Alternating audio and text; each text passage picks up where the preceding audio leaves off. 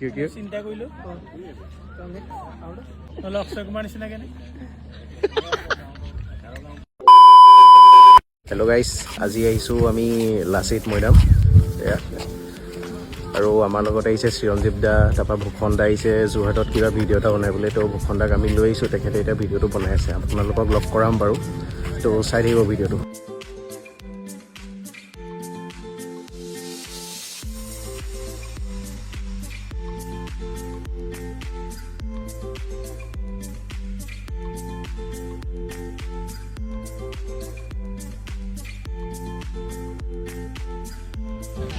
নমস্কাৰ বন্ধুসকল, আজি আমি আমাৰ বীৰ লাচিত যি আমাৰ অসমৰ গৌৰৱ, তেওঁৰ মৈদামত আজি আহি উপস্থিত হৈছোঁ। আৰু চব কি সুন্দৰ পৰিৱেশ, আৰু ইয়াৰ ষ্ট্ৰাকচাৰ আপুনি চালে চাইনাত আছে নে জাপানত আছে গমেই নাপাব। এটা সুন্দৰ এটা ভিউ, যিটো যোৰহাটত বুলি কাৰো বিশ্বাসে নহ'ব। ইয়াত আপোনালোকে দেখিলে গম পাব ইয়াৰ ষ্ট্ৰাকচাৰ, যি বিল্ডিঙৰ ষ্ট্ৰাকচাৰ একদম জাপান আৰু চাইনাৰ নিচিনা এটা ধুনীয়া পৰিৱেশ। আৰু আজি আমি গোটেই বন্ধুখিনি ইয়ালৈ আহিছোঁ, আৰু এটা স্পেচিয়েল গেষ্ট আমাৰ আজি ভূষণ ভাই আমাৰ লগত আহিছে। নমস্কাৰ। নমস্কাৰ। আজি আমাৰ ভাগ্য যে ভূষণ ভাইও আজি আমাৰ লগত আহিছে। নাই আমি একেলগে ৰিচেণ্টলি খেলিলো ACCL, আমাৰ ব্ৰহ্মপুত্ৰ চেলেঞ্জাৰ টিমৰ পৰা। আৰু ইয়াতে আহি এনেকুৱা লাগিছে যে মইতো চাইনাত গৈছোঁ, আপোনালোকে বহুতে ভিডিঅ' চাইছে। তাৰ বেইজিং চাংহাই যিবিলাক আপোনাৰ ষ্ট্ৰাকচাৰ আছে, মৰ্নামেণ্ট আছে, সেই এনেকুৱা টাইপৰ ফিল হৈছে, ইমান ধুনীয়া তাৰ মানে।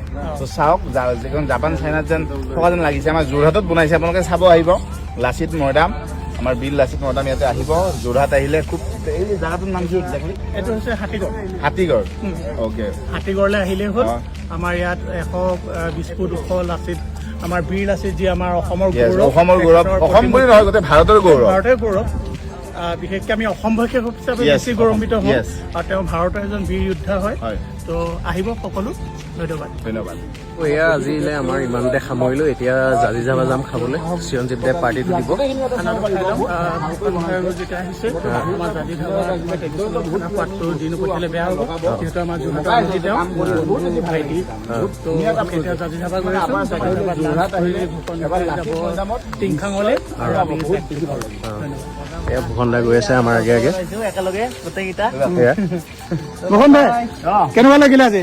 বহুত বেছি ভাল লাগিলে। ইমান ধুনীয়া এটা প্ৰজেক্ট তাৰ মানে, বিশেষ কৰি এটা খুব ধুনীয়া শান্তিৰ পৰিৱেশ। কেতিয়াবা মন বেয়া লাগিলে ইয়াতে আহি বহি থাকিব পাৰি, ভাল লাগিল। আৰু আমাৰ ক'ব নালাগে, আমাৰ অসম তথা ভাৰতৰ বীৰ লাচিত বৰফুকনদেৱক টোটেলি ডেডিকেট কৰা হৈছে।